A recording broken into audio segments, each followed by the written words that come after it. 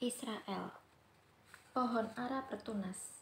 Tuhan Yesus memberi isyarat tentang masa kedatangannya yang kedua kali kembali ke Bukit Zaitun, Kisah Rasul 1 ayat 11, Zakaria 14 ayat 4, melalui tanda-tanda zaman. Yesus berkata, "Hai orang-orang munafik, rupa bumi dan langit kamu tahu menilainya. Mengapa kamu tidak dapat menilai zaman?" Lukas 12 ayat 56. Salah satu tanda zaman yang Tuhan berikan adalah bertunasnya kembali pohon ara. Matius 24 ayat 32. Pohon ara adalah gambaran Israel secara bangsa, di mana pohon ara ini banyak dijumpai di negara Israel. Setelah tercerai-berai selama 2300 tahun, akhirnya firman Allah dalam Yehezkiel 37 ayat 37-38 digenapi dengan berhimpunnya kembali bangsa Israel. Bertunasnya pohon ara berkaitan dengan pemulihan bangsa Israel seperti yang dinubuatkan dalam yang pertama Sefanya 3 ayat 20. Aku akan membawa kamu pulang. Kemudian yang kedua Ulangan 30 ayat 3. Tuhan akan mengumpulkan engkau kembali dari segala bangsa. Yang ketiga, Yesaya 11 ayat 12, ia akan mengumpulkan orang-orang Israel yang terbuang dan akan menghimpunkan orang-orang Yehuda yang terserak dari keempat penjuru bumi. Yang keempat, Yeremia 30 ayat 3, aku akan memulihkan keadaan umatku Israel dan Yehuda. Yang kelima, Yeremia 31 ayat 10, dia yang telah menyerakkan Israel akan mengumpulkannya kembali. Dan yang keenam, Yesaya 43 ayat 6, aku akan berkata kepada utara, berikanlah, dan kepada selatan, janganlah tahan-tahan. Bawalah anak-anakku laki-laki dari jauh, dan anak-anakku perempuan dari ujung-ujung bumi. Masuk ke bab keluar atau Eksodus dari utara dan selatan. Kalau kita perhatikan peta politik di Uni Soviet, tampak bahwa perubahan radikal sedang terjadi. Gerakan glasnost atau pembaharuan dan perestroika atau keterbukaan yang dikumandangkan oleh Presiden Uni Soviet Gorbachev sebetulnya merupakan pembuka jalan menuju seluruh penggenapan firman Allah. Melalui peristiwa pembaharuan dan keterbukaan yang terjadi Uni Soviet, maka ada 3 nubuat yang tergenapi, yaitu yang pertama, kekuatan komunisme di Eropa Timur runtuh. Peristiwa ini memuncak saat runtuhnya tembok Berlin dan bersatunya Jerman. Melemahnya kekuatan komunis juga telah mengakibatkan bubarnya kekuatan militer Pakta Warsawa. Hal ini mengakibatkan suasana yang nyaman dalam politik dalam negeri negara-negara Eropa Barat, sehingga memungkinkan mereka dapat memobilisasi kekuatan untuk mewujudkan pemerintahan Eropa Serikat yang ditargetkan berdiri pada tahun 1992.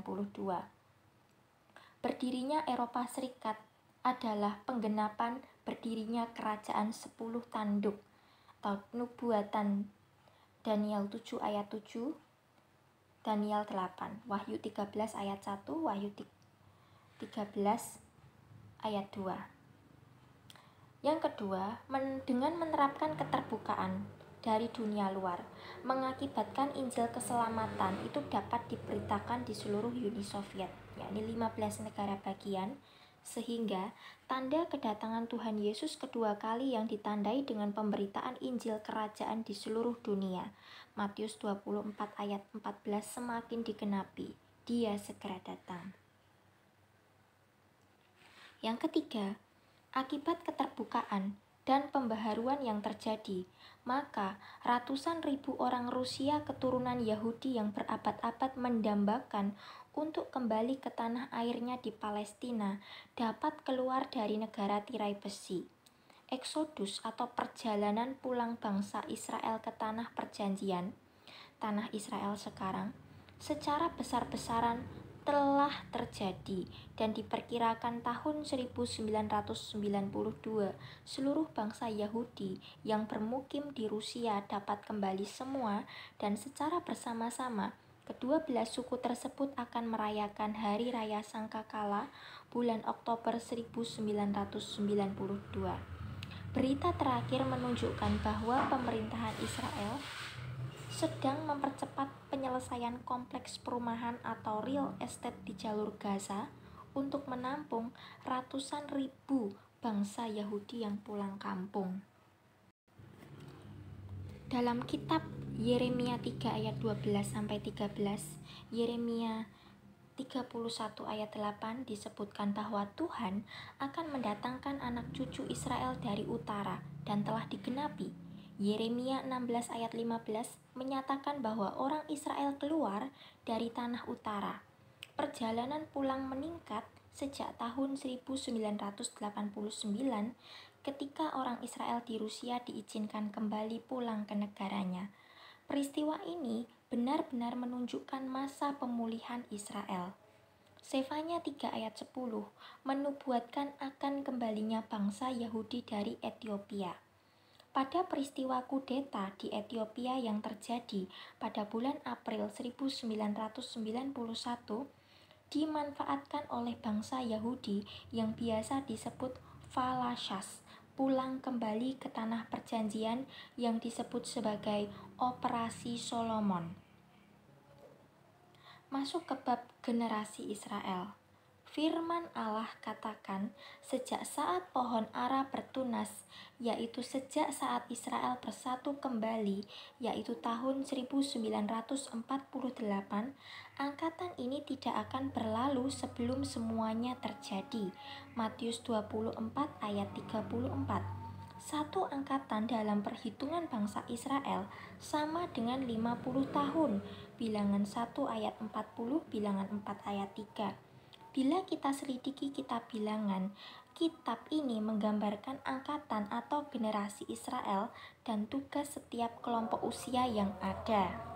Kita perhatikan bahwa satu generasi Israel terbagi menjadi usia 0-20 tahun mengalami masa persiapan, usia 20-30 tahun mengalami masa tentara atau perang, usia di atas 30-50 tahun mengalami masa agama.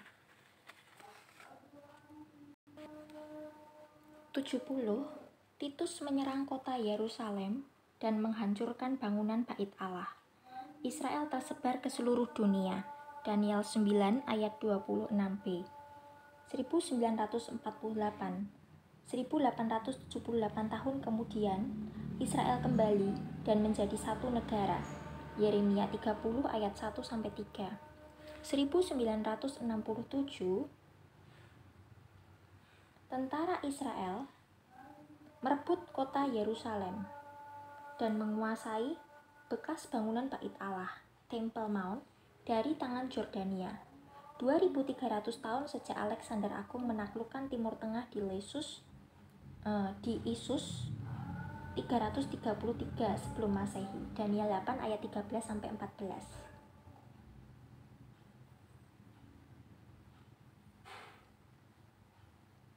1977, negosiasi perjanjian damai Mesir-Israel, Mazmur 77-81. Presiden Mesir Anwar Sadat pergi ke Israel pertama kali 88 sejak konfrontasi Musa dan Firaun 3000 tahun lalu. 1978 masa agama, Israel akan membangun Bait Allah. Yesaya 66 ayat 1. 1992, The United States of Europe, embrio Roma baru terbentuk. Daniel 7 ayat 24. Dan tahun 1990 sekian, pengangkatan anak-anak Tuhan 1 Tesalonika 4 ayat 14-17, Antikristus membuat perjanjian 7 tahun dengan Israel. Daniel 9 ayat 27. Bait Allah dibangun kembali di Yerusalem. Yesaya 66 ayat 6a. Nah, jika kita perhatikan, maka pembagian masa generasi Israel ini tetap berlaku hingga sekarang.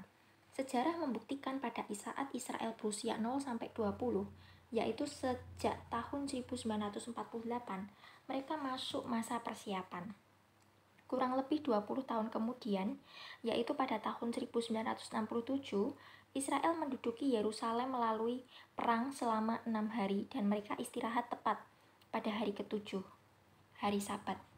Setelah perang 6 hari, Israel masuk masa tentara. Usia Israel 20-30 tahun dan terlibat dalam berbagai peperangan seperti yang pertama, Perang Yom Kippur pada tahun 1973, yang kedua Perang Israel versus Mesir yang berlangsung selama 10 tahun, perang berakhir tahun 1979 melalui perjanjian Camp David yang diprakarsai Presiden Carter dari Amerika Serikat. Alkitab senantiasa memberikan gambaran yang tepat, tidak pernah meleset. Firman-Mu terang bagi jalanku. Mazmur 119 ayat 105.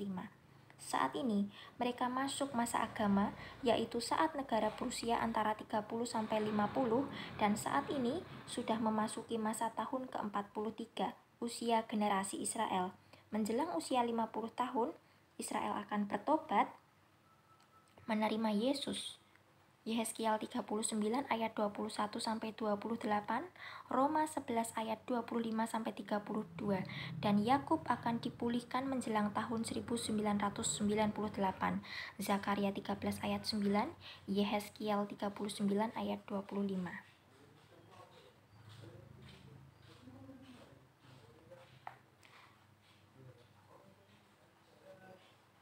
Masuk ke bab bait Allah segera didirikan.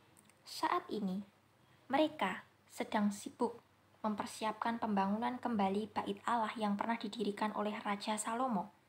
Pada tahun 70, Jenderal Titus menghancurkan bait Allah, dan peristiwa ini menggenapi nubuat Tuhan Yesus dalam Matius 24 ayat 1-2 yang mengatakan bahwa sesungguhnya tidak satu batu pun di sini akan dibiarkan terletak atas batu yang lain.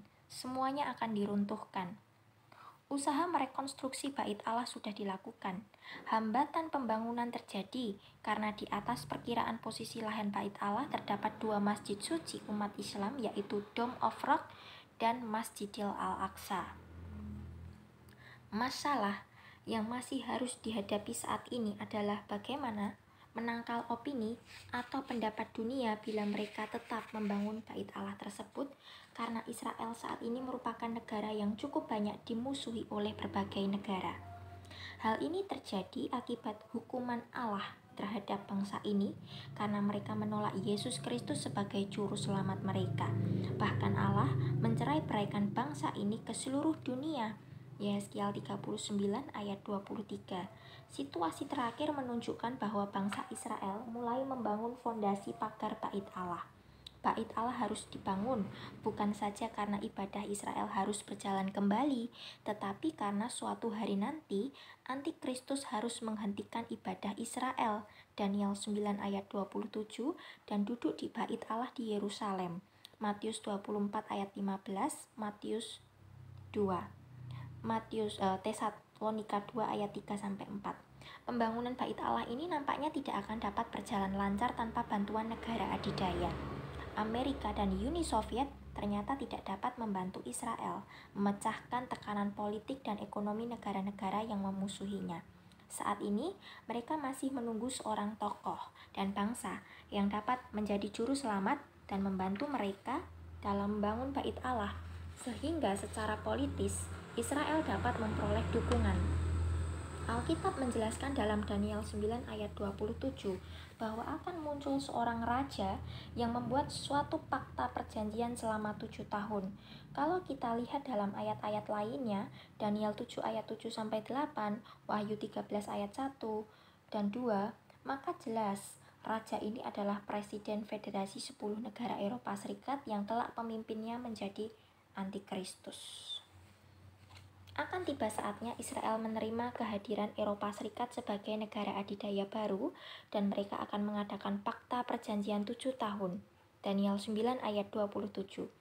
Alkitab menubuatkan dalam Yohanes 5 ayat 43, Aku datang dalam nama Bapakku dan kamu tidak menerima aku. Jikalau orang lain datang atas namanya sendiri, kamu akan menerima dia.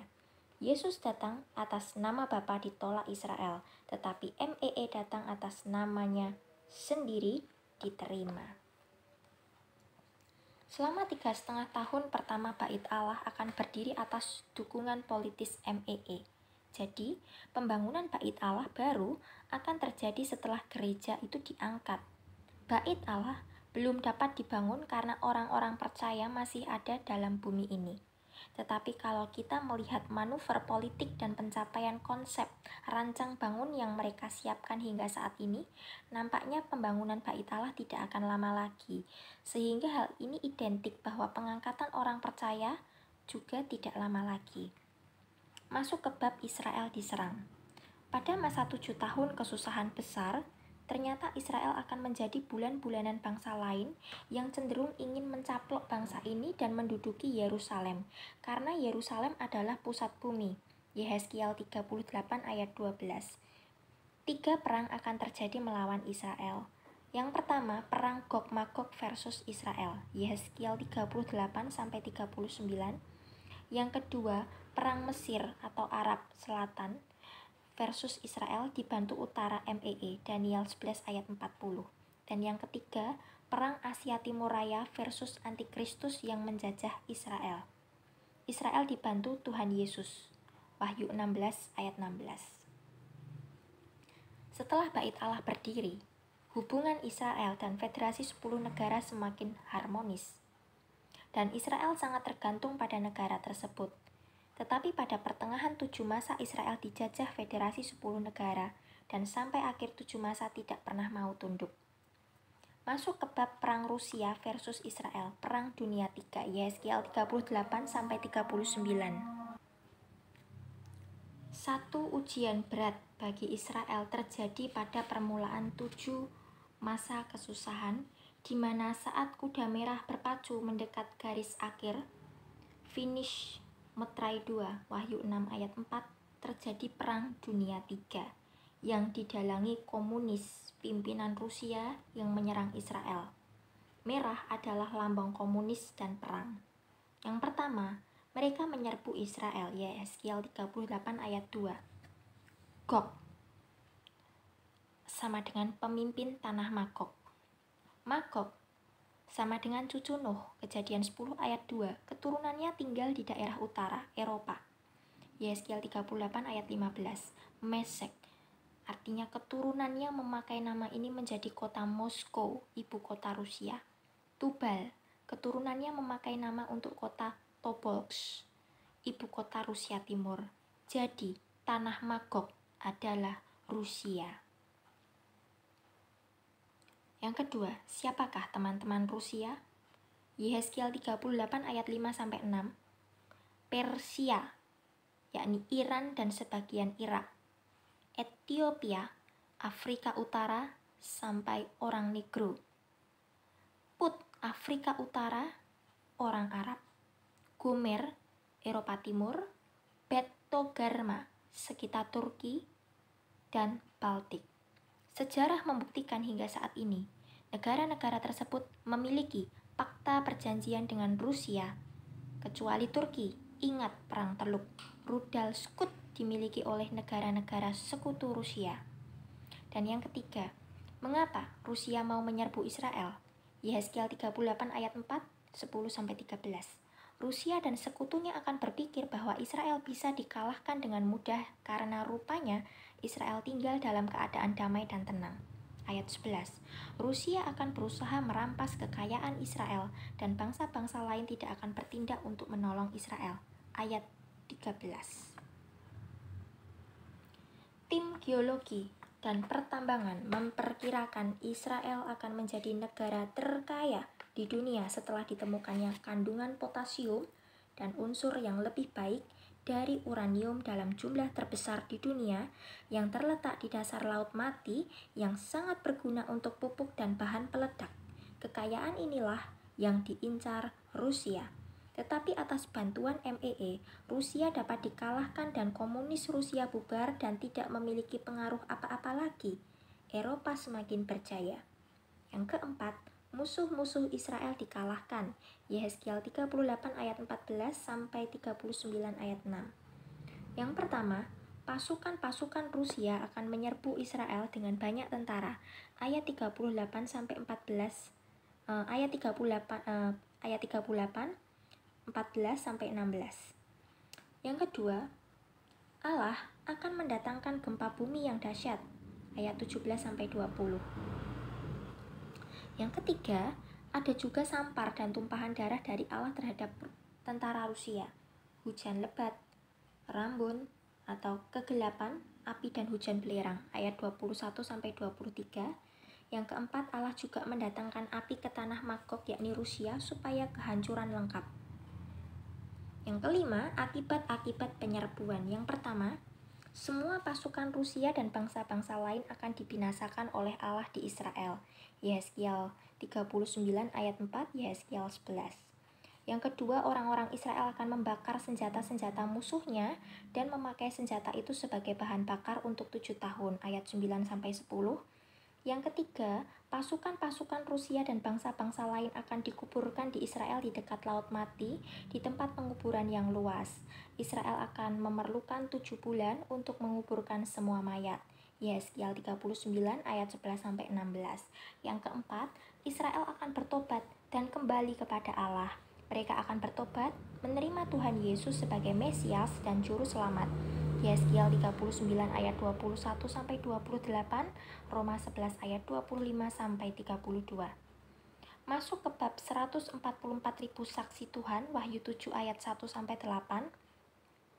Sebelum murka Allah dicurahkan di atas penghuni-penghuni bumi, 144.000 orang Yahudi akan dimeteraikan dari 12 suku Israel. Ayat 3. Mereka percaya kepada Yesus sebagai juru selamat. Rupanya orang-orang ini akan bersaksi kepada dunia pada masa-masa terakhir. Suku Dan dan Efraim tidak terdaftar dan digantikan dengan suku Lewi dan Yusuf, ayah Efraim. Efraim digantikan Yusuf karena berkat sulung Yakub kepada Yusuf diberikan kepada Efraim, sehingga suku Yusuf sering disebut juga suku Efraim. Lihat Bilangan 1 ayat 32, Yehezkiel 48 ayat 5. Tidak disebut suku Yusuf tetapi Efraim. Sementara suku Dan tidak ada karena suku ini bertugas mengadili bangsa Israel di akhir zaman. Kejadian 49 ayat 16. Suku Dan saat ini tersebar di seluruh Eropa dan turunannya sebagian besar menjadi raja-raja di Eropa. Daerah negara Denmark sekitar Esblut Danube pada masa kerajaan 1000 tahun kedua, tetapi dua-duanya akan tetap berada di bumi pada masa 1000 tahun. Yehezkiel 48 ayat 2, Yehezkiel 5.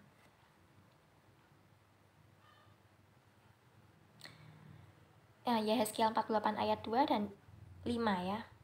Pada pertengahan 3,5 tahun pertama masa kesusahan besar, Tuhan akan memilih 144.000 orang termeterai dari orang Israel untuk menjadi penginjil yang akan keliling dunia. Pada saat itu, bila ada orang bertobat, hal itu disebabkan oleh adanya Roh Allah. Tetapi asal mereka percaya saja pada Yesus Allah yang hidup. Roh Kudus sudah terangkat. Wahyu 5 ayat 6. Jadi tidak tinggal diam dalam tubuh manusia, tetapi Roh Allah yang memberi jubah putih melindungi. Masuk ke bab perang utara selatan.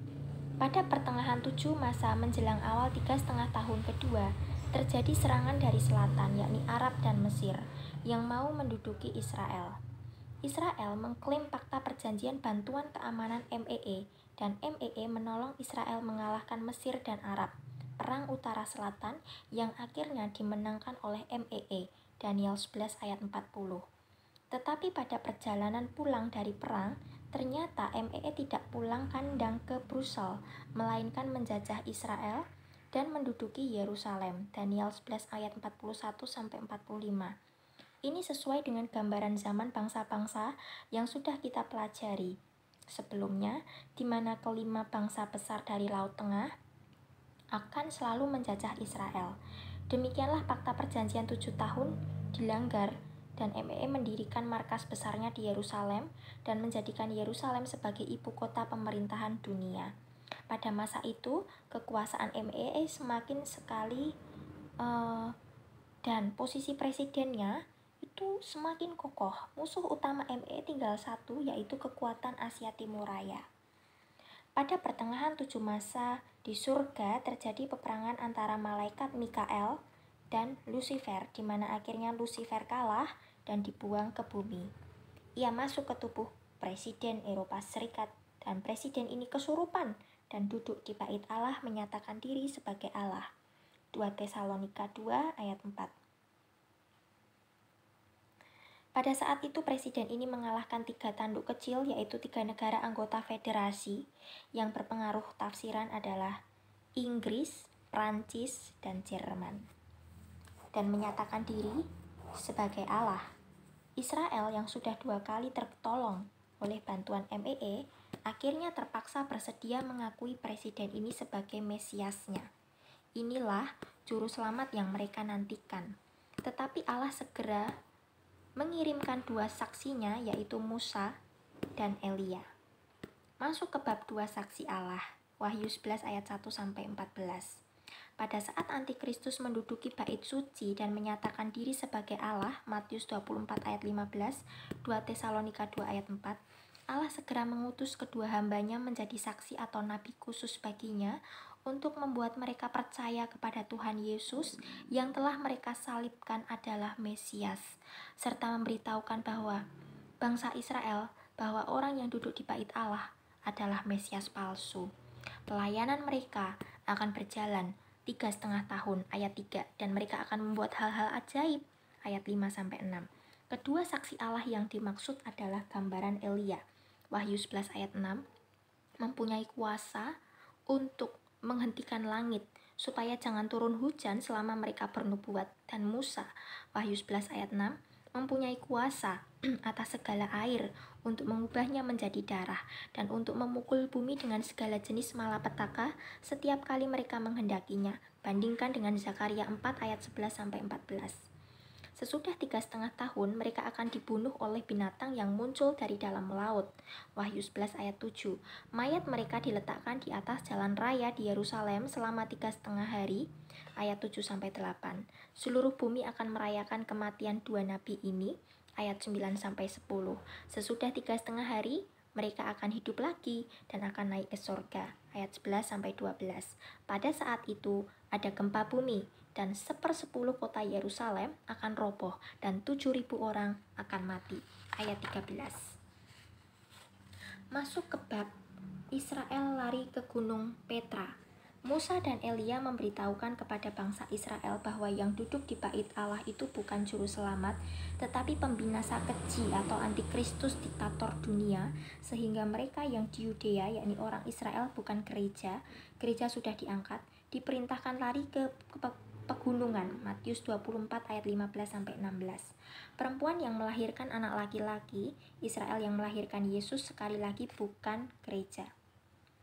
Lari atau terbang ke padang gurun untuk dipelihara selama 1260 hari lamanya, Wahyu 12 ayat 6, atau 3,5 masa atau 3,5 tahun, Wahyu 12 ayat 13-14, atau 42 bulan, Wahyu 11 ayat 2.